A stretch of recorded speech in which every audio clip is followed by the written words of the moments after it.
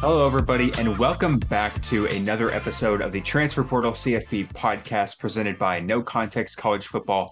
It has been a long time since we've done a podcast on this channel.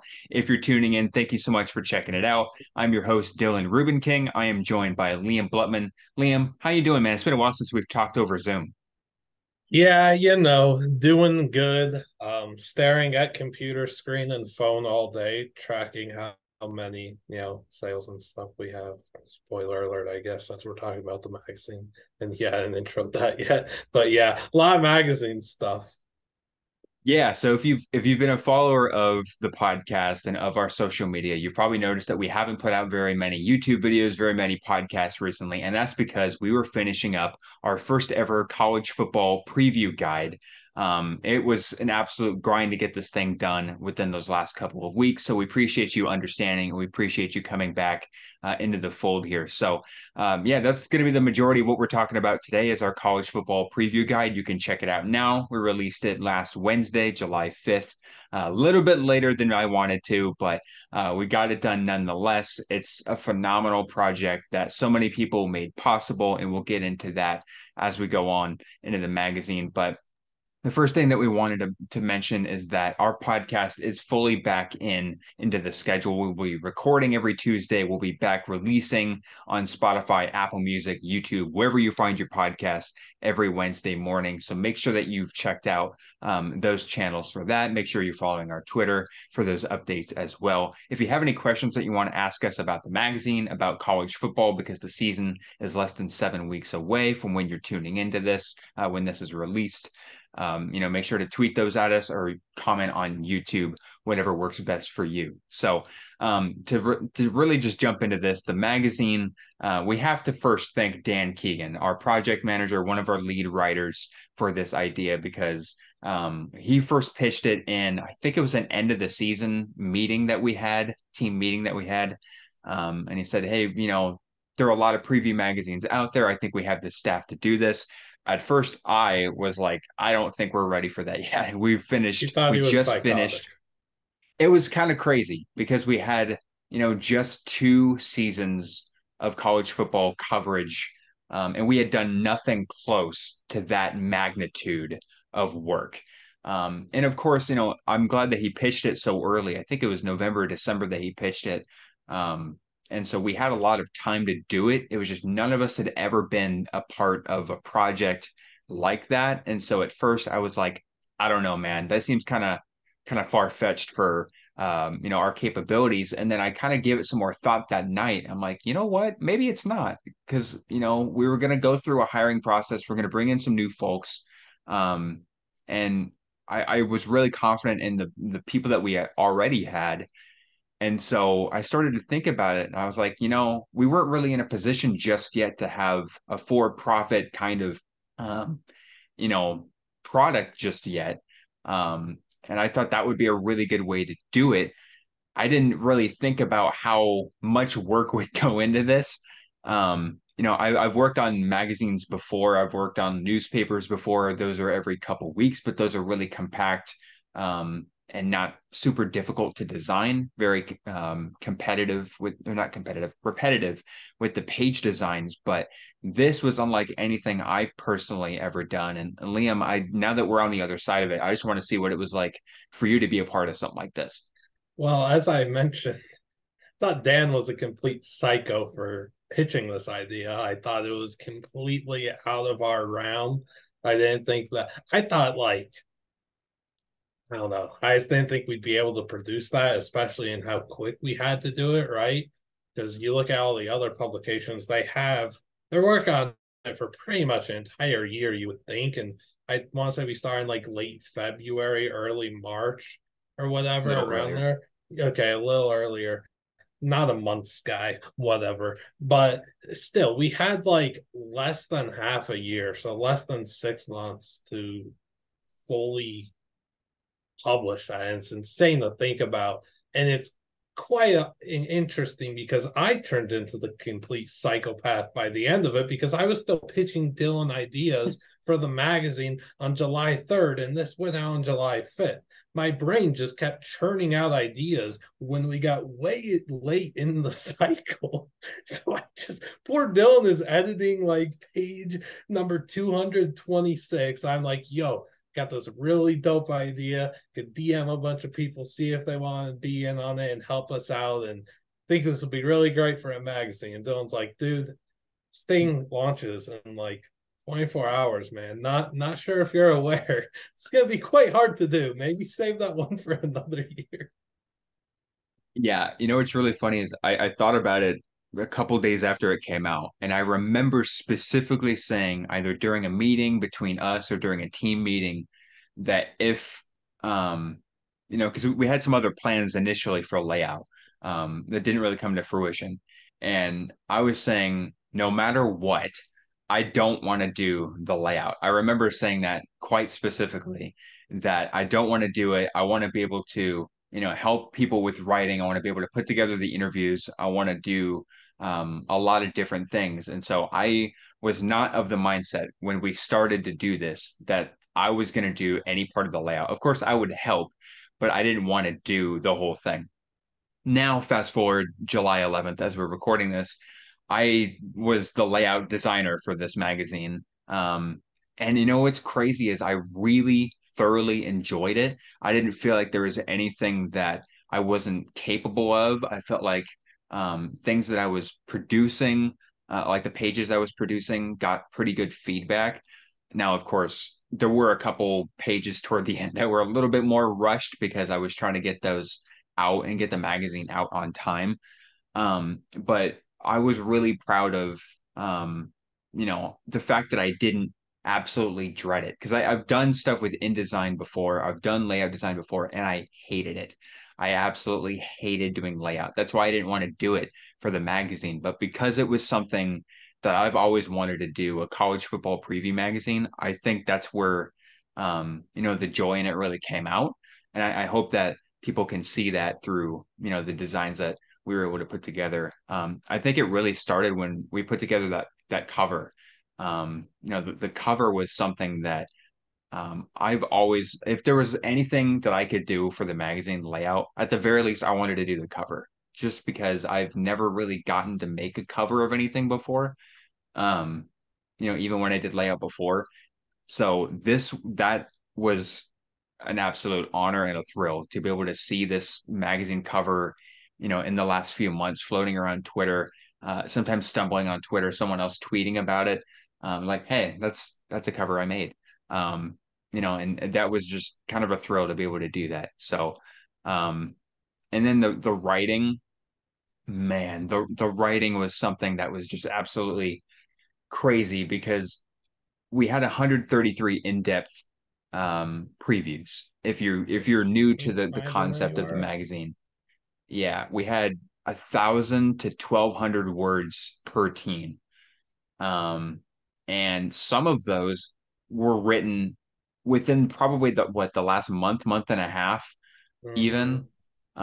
Like, it was, the writing was from start to finish without any space in between. There was so much team writing. There were all the interviews that we did, all the graphics that you see, that definitely took a while. I mean, there's just so much that went into this from everybody on this team. And it was just, it, like you said, it's kind of a miracle that this thing came together on time. Yeah. And like going more in on like the number of words we had per team, right? It was like 1,200 or whatever. How about some of us who dared write 600 plus more words than that God. 1.2K? Well, my first Boise State draft was like 2,000 words or whatever. Like, you don't understand. Dylan and I fought back and forth for like a month on how to trim that down. And I don't even know what got cut in the end. I honestly don't have a clue, but it fit. What's really funny is we actually could have fit more because Boise State did not send us pictures. So we could have Yeah, fit more. And yeah, now could I have had the felt whole bad when I was 2K. designing that because I was like, Could have had the oh whole 2K. man, there's more room for words here. So I Yeah, felt bad that's about that. But I know Karan wrote 2,400 words for Alabama when he first started. I think Cal was like 1,800 words. Colorado was 1,700 words. Some of mine were long, come to find out when I started to fit those in there. And so I think that's just a testament to the passion that our team has, if nothing else, that we went crazy with the research. You know, a bunch of us reached out to beat writers to cover those local teams. Me, myself, I subscribe to a bunch of local, hell, I'm still subscribed to the Las Cruces Times for New Mexico State. That came in clutch. I mean, stuff like that, press yeah. conferences, interviews, following Twitter. One of my biggest things was I wanted people to kind of be a beat reporter for that team. I really wanted them Nice. to dive deep. I didn't want it to just be, Dan as well. We didn't want it to be just a depth chart. Like, here's who's starting a quarterback, here's running back, that's a big part of it. Huh. It's a preview magazine, but there's a bigger picture for every team. And I Mhm. think team fan bases can appreciate when there's depth to their team. Sam Houston fans probably don't get to see the same level of coverage that they would, with Georgia fans. And people have said that on social media, and we'll get into some reviews a little bit later in the episode. But that's something I really wanted to write home on is when this magazine was done, I wanted people to find the same depth for the new guys, the Sam Houstons, the Jacksonville States, the UMasses, all that sort of stuff, as you would the Georgias, the Alabamas, the Ohio States. And I think we really did that. Yeah. So two things. First off, I just have a brilliant idea. I wish that me and some others went undercover, created a burner account, and like got into the college football Twitter scene of that team. Like if I went out there, I found some random Boise State fans picture at like a game on Google Images. I made that my profile picture undercover as a diehard Boise State guy with the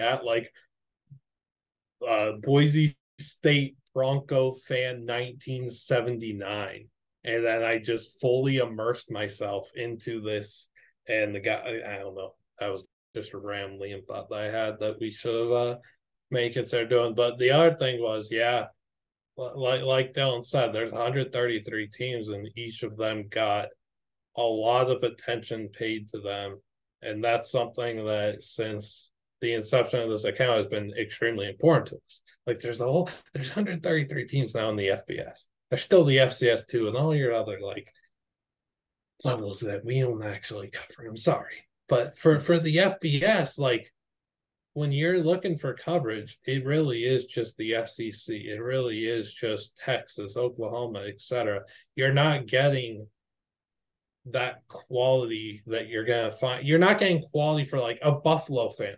They're not gonna find anything on their team. Their city is infatuated with the Bills and the Sabres, and what are they gonna do with their college football coverage in that city? They're not gonna get it. So our team being able to go out there and be that passionate, even if we didn't have an affiliation with the team or whatever, and just be able to go and try and make these fan bases appreciate what we did and just because they don't get that coverage and that's bad, and all the players too. Like, I mean, we've looked at some of the other preview magazines and we've just seen like 3 sentences written on numerous group of 5 teams, not even mentioning a player, and it's like, what are you doing? So if you are ever on the fence about buying our magazine, that should be a reason why. There's 133 teams in our sport. You could enter, you could buy that magazine and you've got a pretty solid college football brain, and then you read the magazine and it's bursting. Your brain is just, it's too large now. There's too much information. Every player you need to know, breakout candidates and all that stuff. I know I'm rambling, but it's pretty incredible that we could have written a million more words for this magazine. We really could have written so much more than we did. And that's hilarious to think about because it still blows every other preview out of the water when it comes to word count, quality and quantity, all that stuff. So yeah, words. Yeah, I definitely don't want to say that we made a perfect product because this was I our think very it's first really one. good.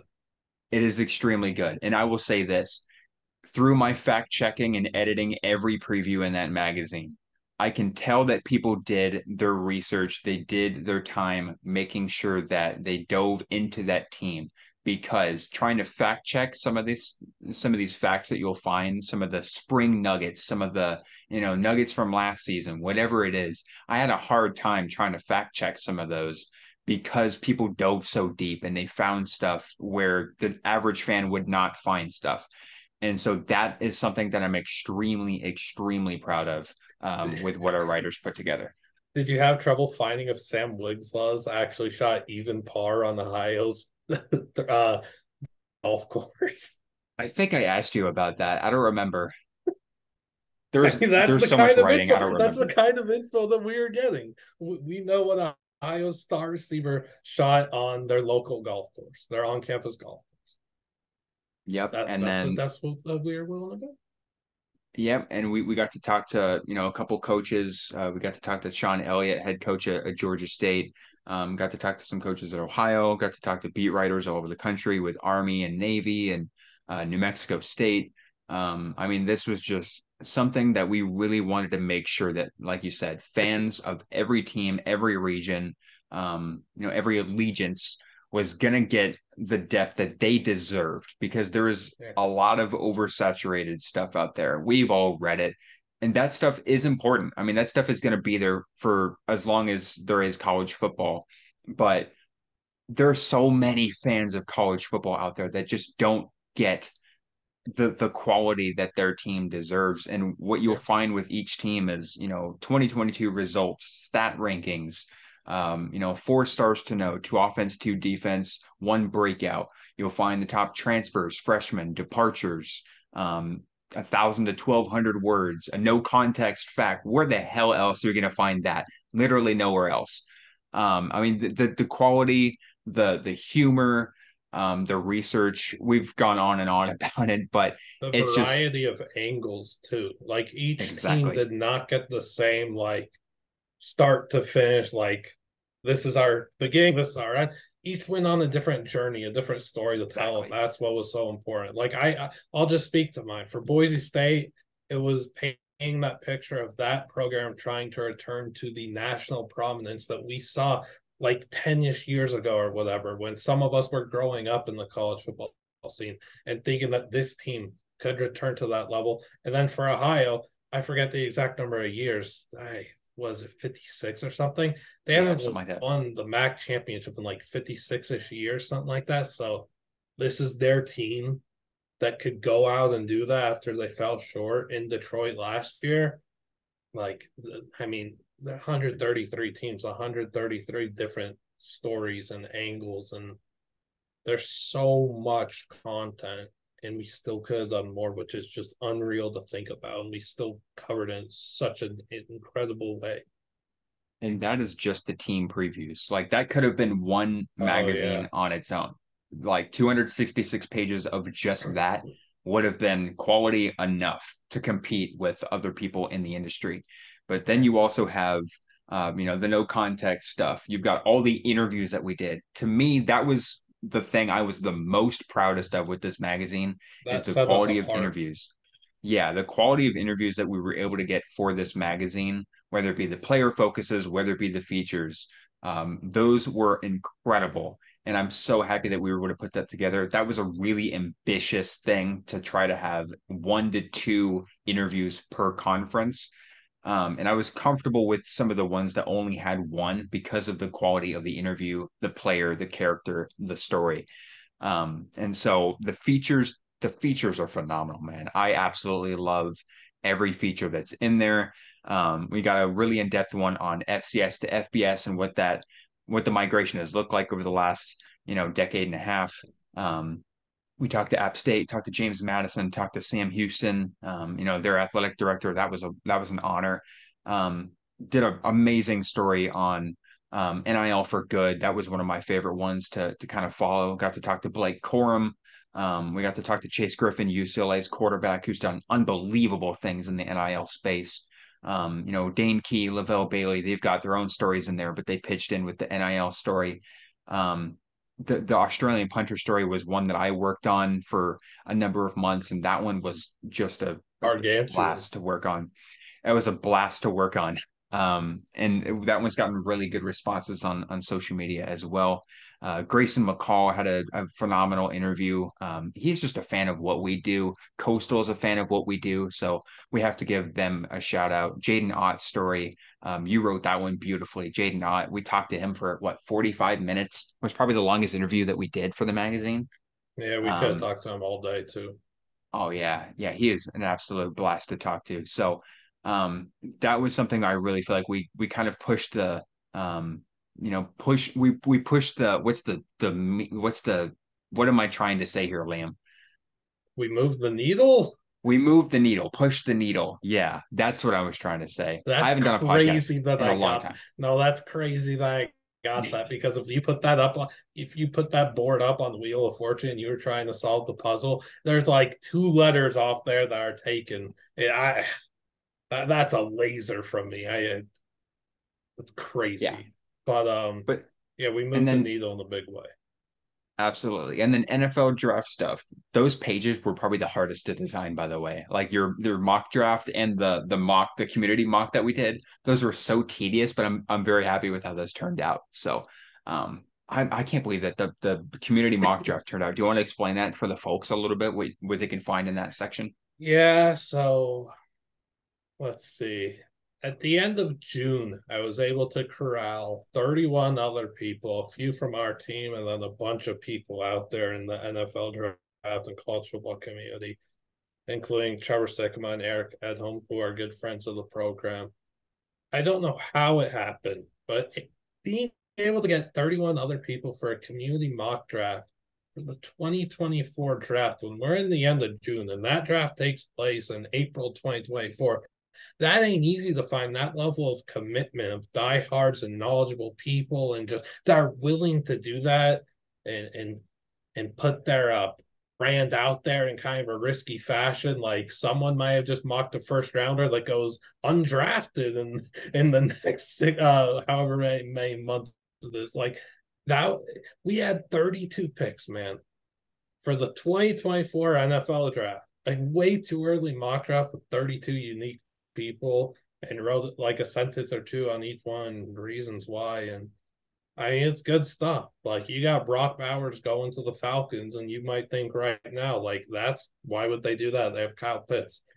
I mean, you could read Mr. Daniel Flick and why he made that pick as he was in the mind of the Atlanta front office. And he's just like, well, we've seen it. This team doesn't really value positions. They're going to go out there and add whatever offensive playmakers they want. Now they got Kyle Pitts, Brock Bowers, and Bijan Robinson. And I don't know, just a crazy project that I still don't understand how we made that happen.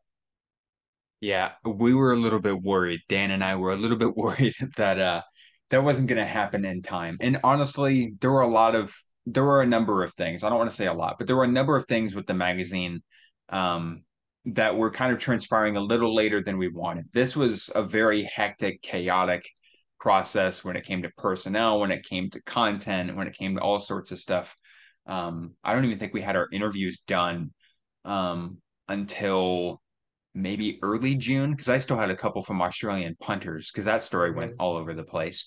Yeah. Um, and And we so, were still yeah, in contact with schools about potentially doing interviews till the very end. yeah, there were a couple that got back to us very late in the process, and so I had to like the Doug Brumfield one that you guys found on the YouTube recently. I think that was last month. That one was supposed to be initially for the magazine, and And we I still tried to get entertain that the one. idea of it.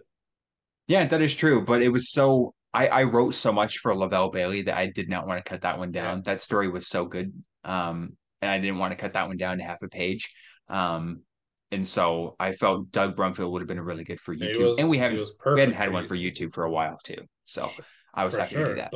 But like that, you're not going to read another preview magazine and find those player pieces. And like Dylan said, the whole Wheel of Fortune move Neil thing, that's just, it's almost an understatement, right? Because I don't know the number of players that we did interview for that when we go for the NIL for good, to the Aussie punters, to the pieces for each conference and the features. I don't know how many players that add up to, but we have a star of the sport in Blake Corum, flanked in the same piece by Chase Griffin, who's a backup quarterback at UCLA that does unreal things in the NIL space. You have a star of the sport at the group of 5 level and Grayson McCall, and the freshman sensation, now sophomore, that was Jay Anott. Then you've got guys like Lavelle Bailey and the underrated Caleb Hood and Kyle Morlock, who's a transfer from Shorter that's going to play at Florida State. Like, there is such a wide array of talent and that we displayed in those player pieces. Javon McCoy and Darius Wilson, 2 top 5 quarterbacks in the FCS, were able to tell their stories. And you're not getting that anywhere else. And just and of course, like Rashad Wisdom, like the variety and the stories that we were able to tell, from Wisdom's heartwarming story about his brother Bryce, who he lost to cancer, and the impact that he still has today with the Bryce Strong Foundation, to Blake Corum for NIL, Jaden Odd, and how we didn't know, like he was talking about, he just grew up like, poor, and thinking and hearing like the brakes of his mom's car in his head while he's doing schoolwork in class, and he's just thinking, I got to get to college, I got to enroll early. You're not hearing that stuff anywhere else. And if you are, maybe it's on like a college game day segment in November. We got the stories really early for y'all, and a lot of good people, not just great college football players, a lot of incredible people that y'all need to become fans of sooner rather than later. Yeah, I very well said. And I think one thing that I pushed especially hard for with the magazine, the player focus pieces especially, was we kind of kicked around the idea of maybe we could just write about the player without the interview. And to me, that I think that would have been settling. I really didn't want to have as good as some stories could be, and the level of talent that we have on our team, I think it could have worked. But I think in order to keep pushing that needle, now that I know that, and that's in my vocabulary, I want I wanted to be able to tell their stories from their perspective as much as our writers sharing it. I wanted it to be, because those interviews, like you said, you can't find those anywhere else. You And learn it's not so just much about, stuff that you would have never thought. We never would have known Jaden Ott's background. We never would have known the stuff that you talked to with Kyle Morlock. We wouldn't have known about Lavelle Bailey and his like the grind time, like yeah, stuff we wouldn't have known about. And they got to tell that. It's Caleb Hood, I think he's like one of 8 kids. something like And that. yeah, Yeah. like nobody else was able to tell those stories. And I'm not like, I don't want to sound like we're bragging that we were able to tell them, because it's not it. It's that we were able to give these kids and young adults the platform to be able to do that. And just for people to read about that is super important.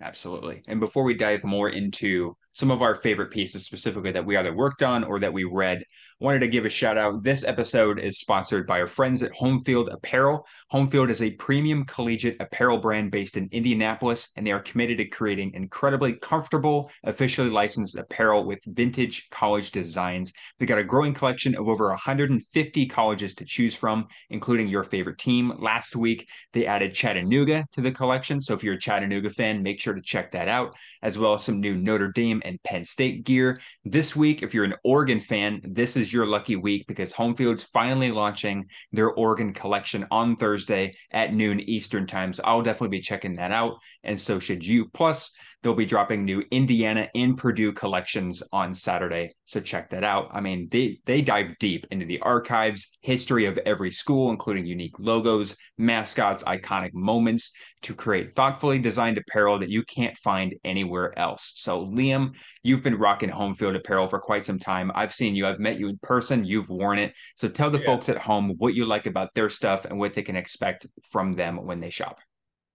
Well, what I like about it is I tweeted them years ago asking for Youngstown State merch. Years later, they got it. They sent me a few shirts, and basically, if I leave the house, I'm wearing Youngstown State merch in Las Vegas.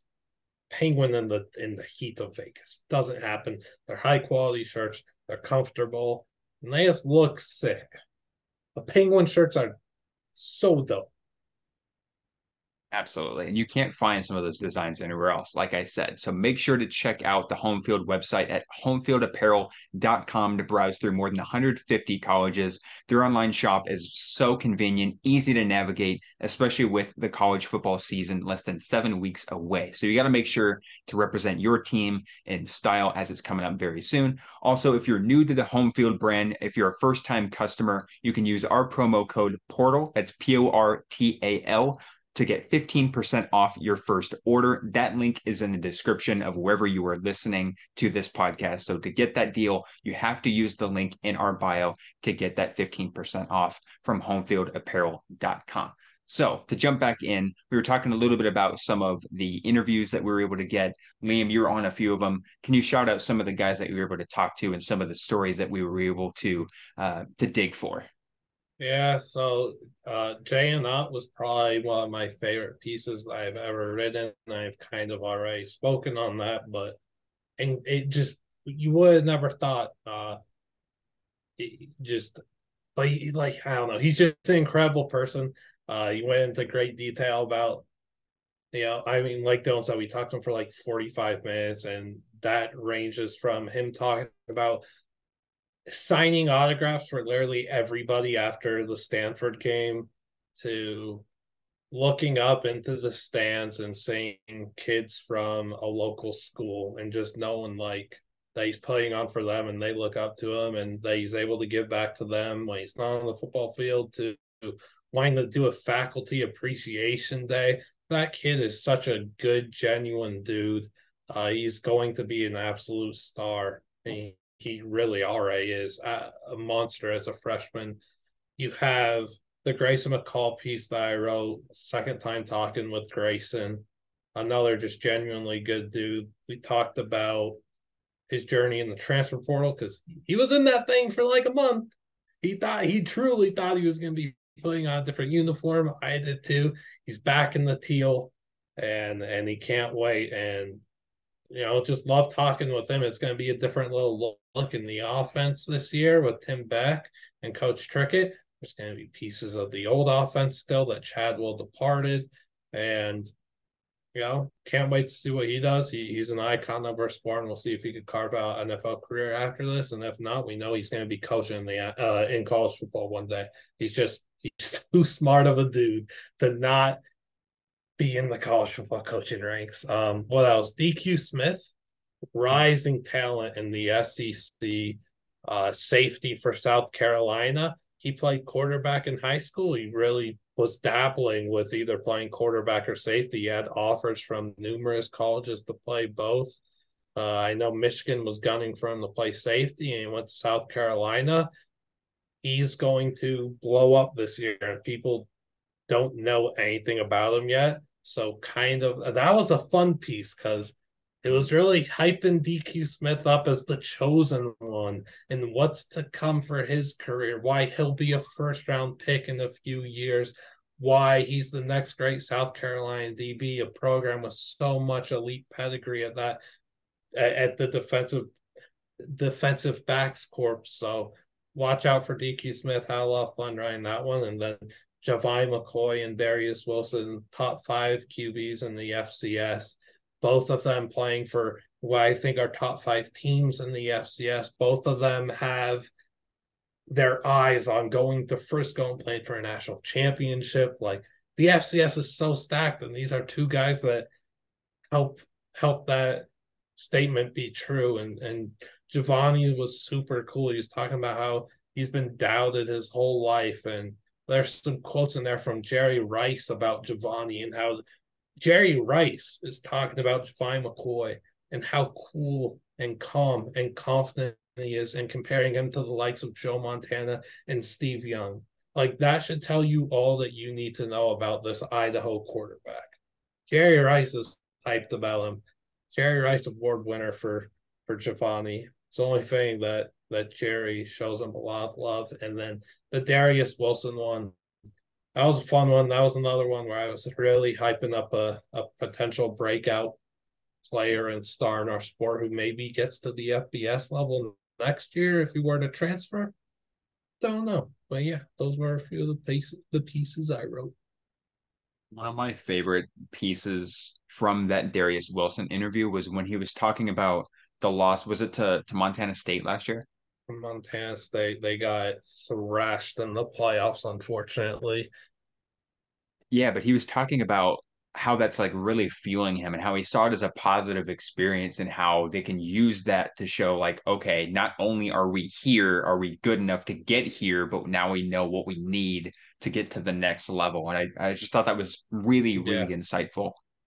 Yeah. So they lost 55-7 in Bozeman in the FCS playoffs. And all Darius could say was it was like it was embarrassing, but it was also such a blessing in disguise because we know where we could get to. We know that we're capable of that. We know that we're capable of winning a game like that. We know that we're capable of even more. So he thinks about that game off and uses his fuel to the fire. He's going to build off that. They had a really good team. They lost to an even better team in the FCS. You never know what could happen this year. If those teams were to play again, maybe it's William and Mary getting them in their house. And maybe it's Montana State that's a really good team, but William and Mary's just a better team with a better quarterback. And yeah, Darius Wilson's a really good kid too. Everyone we interview, they're such good people, man. Yeah, been very gracious with their time and very insightful, very smart, very well spoken. These interviews were all phenomenal. But I think a couple of the headliners that we were able to do, Isaiah Alston was one that I really enjoyed doing.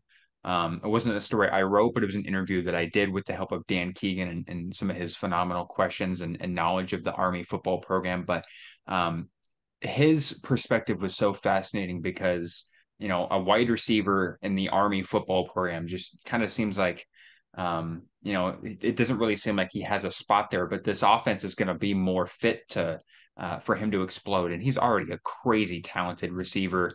You may have seen him on Sports Center or on social media with crazy one-handed grabs. I think he's had a crazy one each of the last couple of years. He's going to be a big part of that offense, but that story was a kind of a perspective that I was really hoping that we would get because he talked about his struggle with mental health. And I think that that's an area of college football specifically, and even sports, if you want to go even broader, that I don't think it's talked about enough, especially with men, young men in sports. I feel like I love when I hear them open up about their mental health. And I think as someone who's struggled with mental health myself, I always want to share stories like that because I know how much reading stuff like that can help someone else out there. So his story was very, very touching, very inspirational.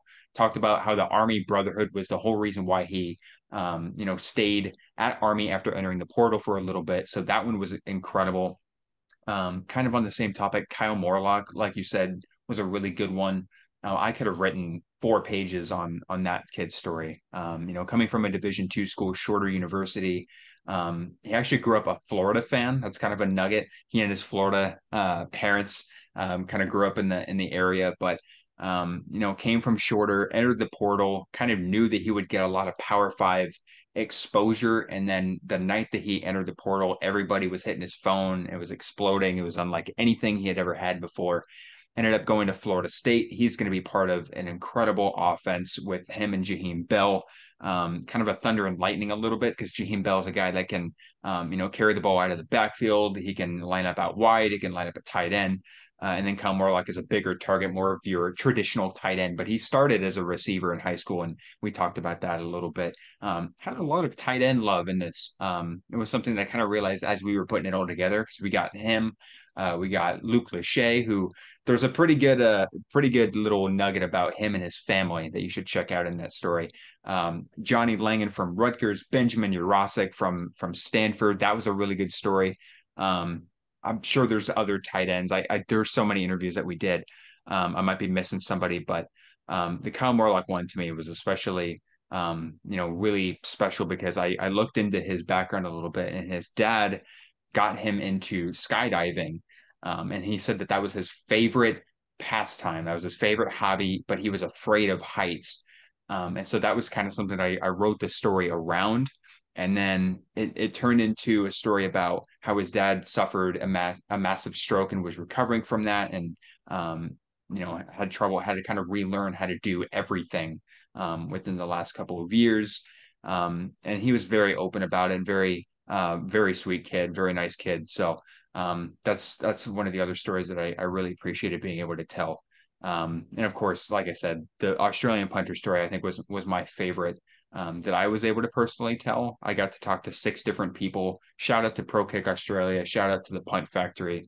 Those people are behind the Australian, invasion of punters in college football and the NFL. That was a story that was, I think, my very first idea when we put together the magazine concept, and I'm really happy with how it turned out. And I dove a little bit more into kind of the international landscape of college football players. I think there's like 230 something international players from 29 different countries. There's a graphic in there. I don't remember what the exact numbers were, but that was a lot of fun to kind of research. And then you tweeted the graphic I did with all the Australian punters and where they came from, and that got a lot of love. Sorry to the Yeah, FCS please Australian loved it. punters out there. I'm sorry about that. I should have put Yeah, FBS only on there. That's my bad. the Aussies loved it, and the FCS Aussies were tweeting me like, "Well, why am I not?" They were all joking, and they're good people. Well, like, oh, where am I? Where am I? What about him? You're leaving off the best punter in the FCS. Like, come on. All those guys were good people too, even though we didn't really know them a week ago, but now we do. And I don't know, maybe we got some FCS punter rankings tweeted out there or something with their help. Yeah, I gotta do some deep diving into that. But yeah, the Australians, man, they're so grateful with their time, and they're very appreciative of, people kind of helping spread their story. And Australians, if you ever get to talk to those guys, man, they're such a blast to talk to. I was talking with a guy named Tim Gleason, who's a former Rutgers punter, former Wyoming punter as well. And he was just a blast to talk to.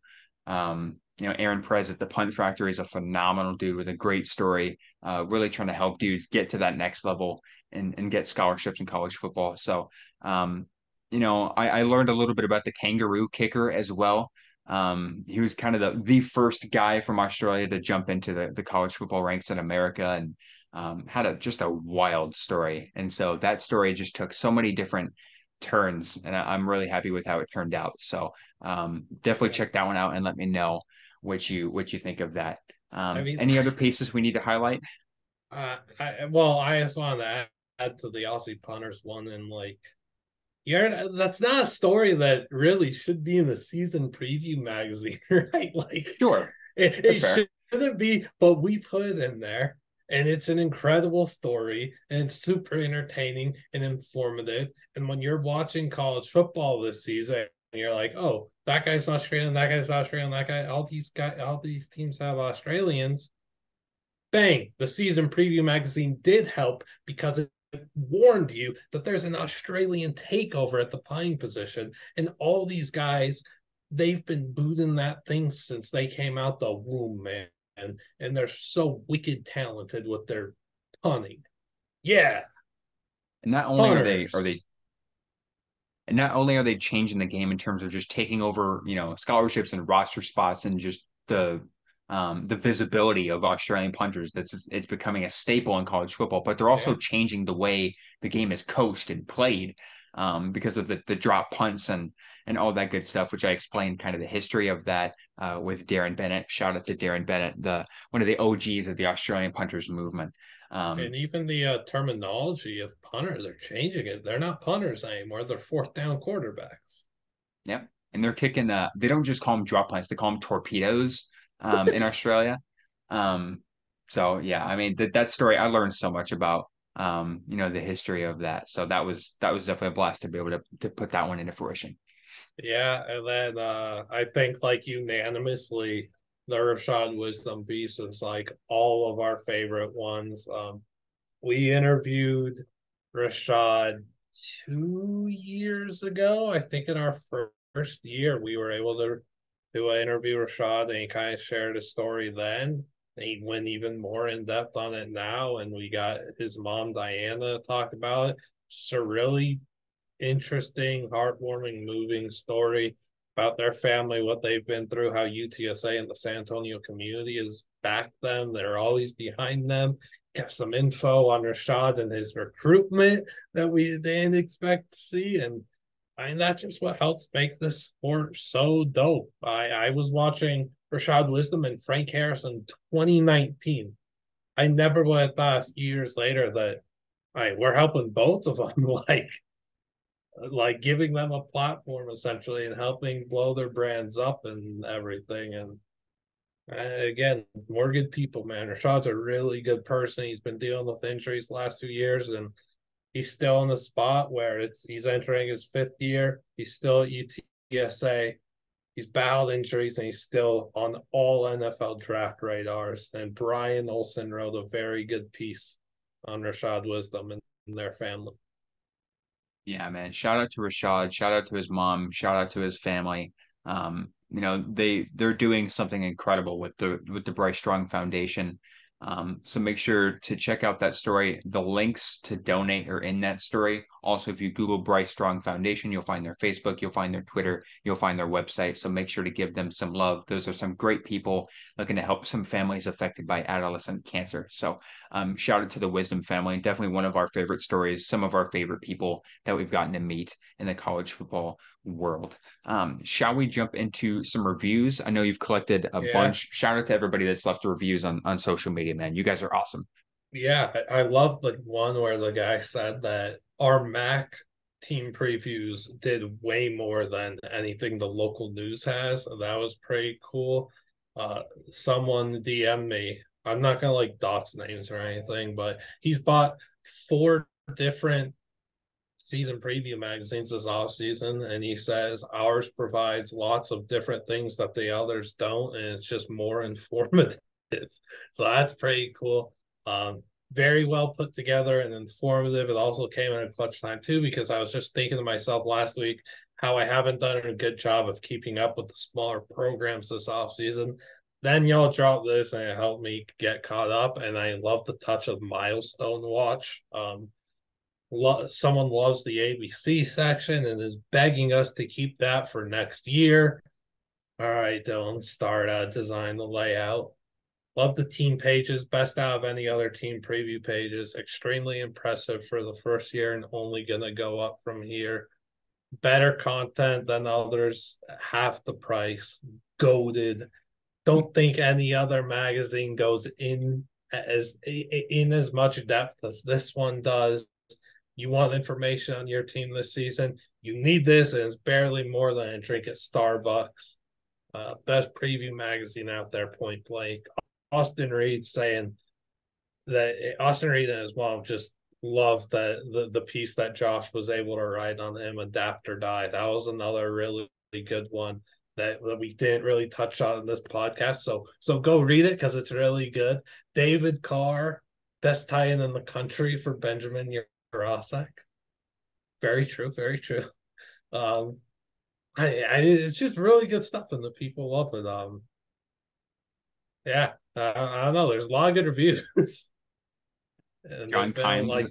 yeah, oh yeah, John Kime. Lots of stuff in here for you to get ready for college football and early look at prospects for a 24 draft as well. Shout out to Karan for doing FBS and FCS position player rankings for the draft. Kochak at Idaho, a lot of great info in here, including a great piece on Javani McCoy, V's up.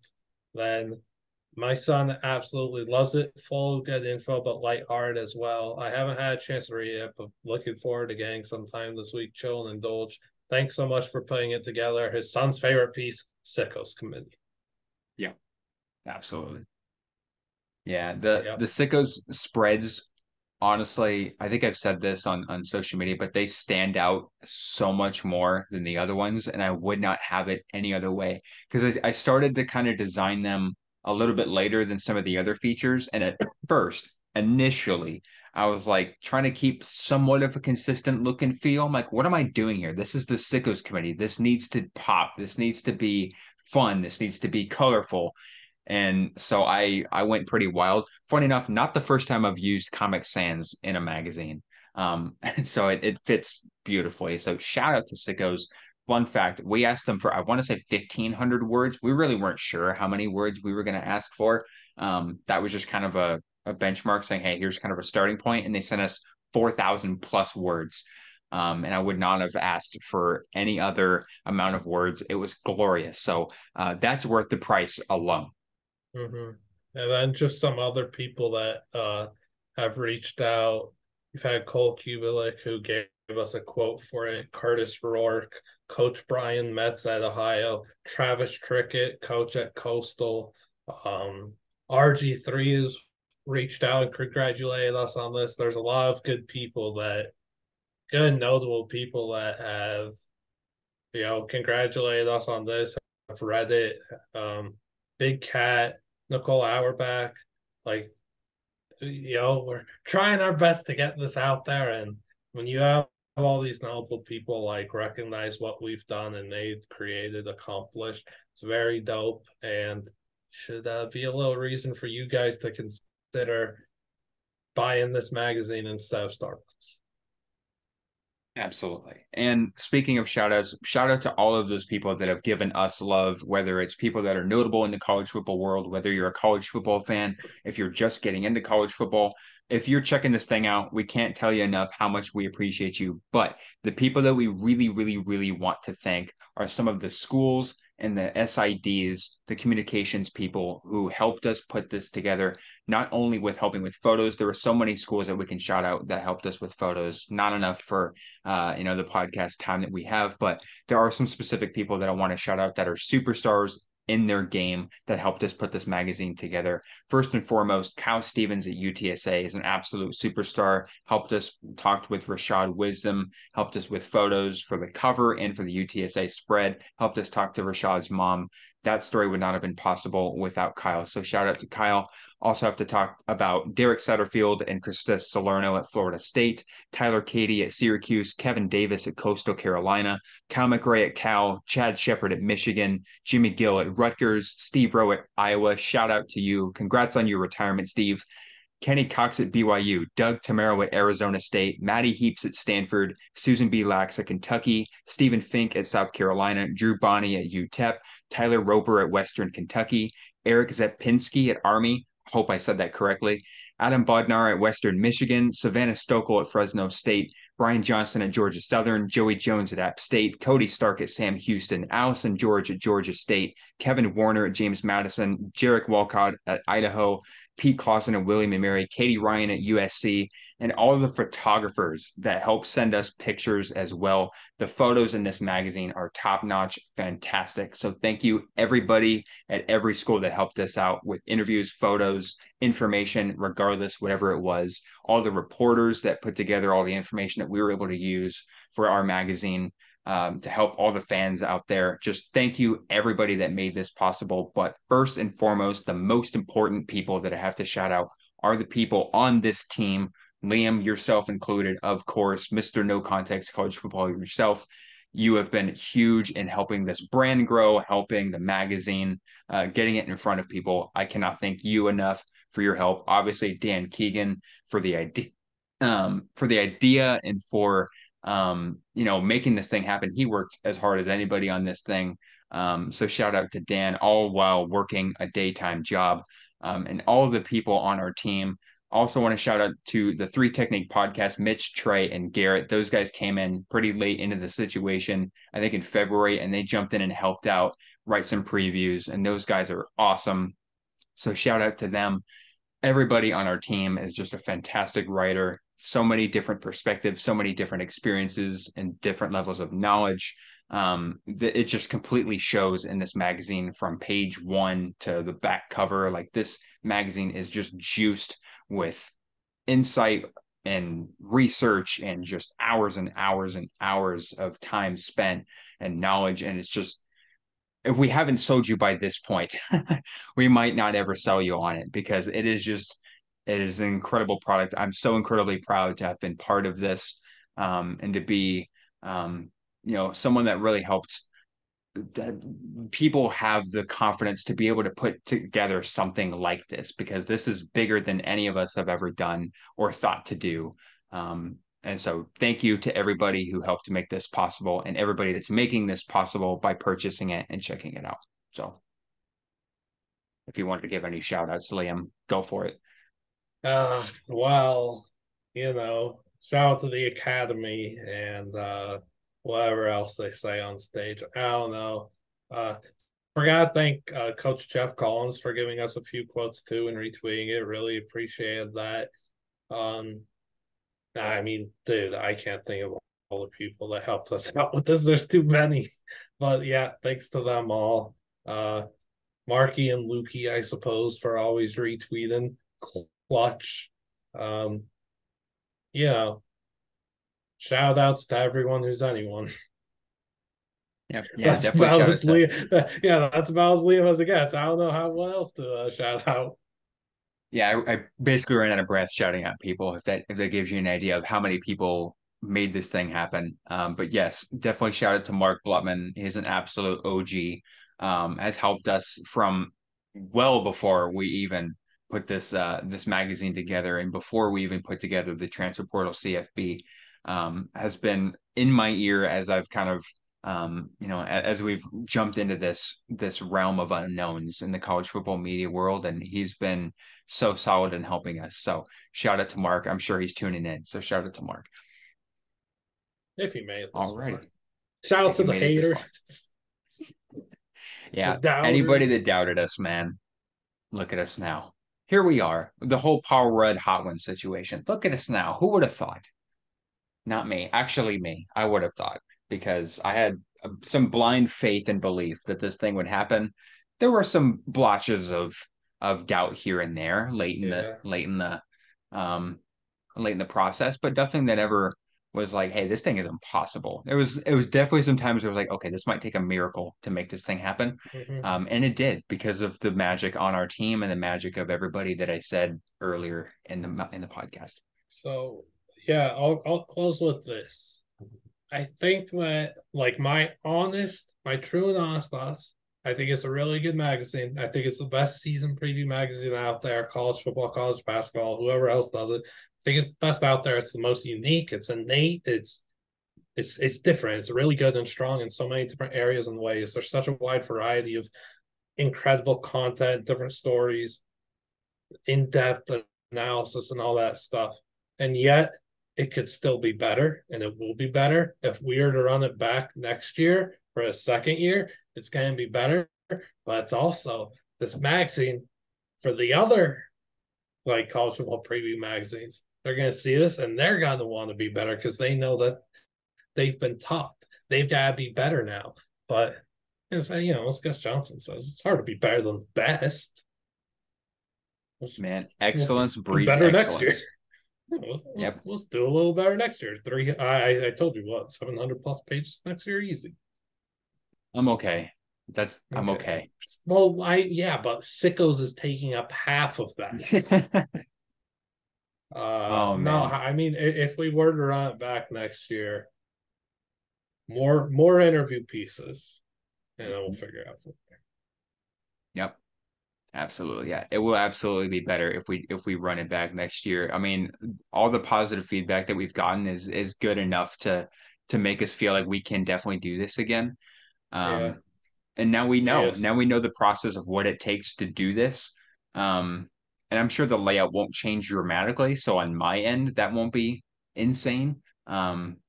So I have a good feeling that we could make this, we could really be a force in this industry, Yeah. with this And magazine.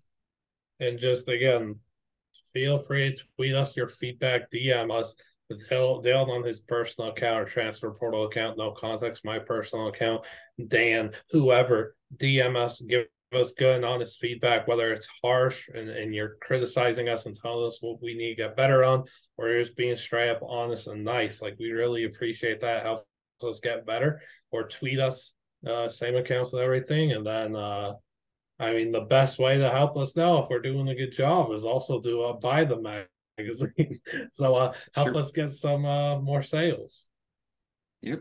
And we're not done with the magazine. I mean, we're not completely, relaxing after the magazine. Obviously, it's important to take a little bit of time off because holy smokes, man, so much went into that. But now we're gonna jump, like we said at the top, we're gonna jump back into the regular podcast every Wednesday. We're gonna be doing some conference preview content very, very, very, very soon because media days are coming up. A lot of content is gonna come from that. 2 hour Uh, Mac preview. Exactly. Yep. 2 hour Mac preview. Running it back. Sunbelt preview. The Sunbelt preview popped the hell off last The year. Sunbelt preview only predicted Marshall to beat Notre Dame. So I mean, what other brand are you getting that from in August? You're not, Exactly. but nice try. Yep. So the articles will be back in full swing. The podcast will be back. YouTube will be back. All that good stuff that you miss from before the magazine when we were fully focused on that. All of that stuff will be coming back very soon. Just had to make sure that we were pumping up the magazine, pumping up the Bright Strong Foundation as well, which was happening yesterday. If you're listening to this on release day, we're very proud of that. And so, yeah, make sure to check us out on Twitter at Portal CFB. Make sure to check us out on YouTube, the Transfer Portal CFB, the website, transferportalcfb.com. A lot of content is going to be coming your way. And of course, if you have not purchased the magazine yet, first of all, you should have done it a half hour to an hour ago when we were blabbing about it before, but the link will be in the description wherever you're listening to this. It'll be the pinned tweet on our Twitter. So make sure to check that out for yourself. Send it to everybody you know and love to buy for themselves. So also shout out to MyBookie for making this happen as well. MyBookie is another one of our new sponsors. They were huge in helping this happen with our team preview. So shout out to them. Go check them out. Go make deposits with them because those guys are phenomenal people and they were very, very helpful in making this magazine happen. So for all your betting information, for all your betting needs, go check them out. Those guys are the best. So I believe that is everything. Liam, is there any last thoughts? We've talked a lot Nope. about this magazine. All you have to do at this point, go check it out for yourself. Hopefully, we've convinced you enough. So thank you, everybody, so much for Like and tuning in. subscribe. And we would make sure to like and subscribe. 5 stars. Hey, you can give us 5 stars on the magazine too. That's a possibility. I didn't know until shortly after we published the darn thing. So that's pretty cool. Make sure to give us a like, comment, subscribe, all that sort of stuff. You know the drill. Thank you, everybody, so much for tuning in and for all of your support on the magazine. And we will see you next week.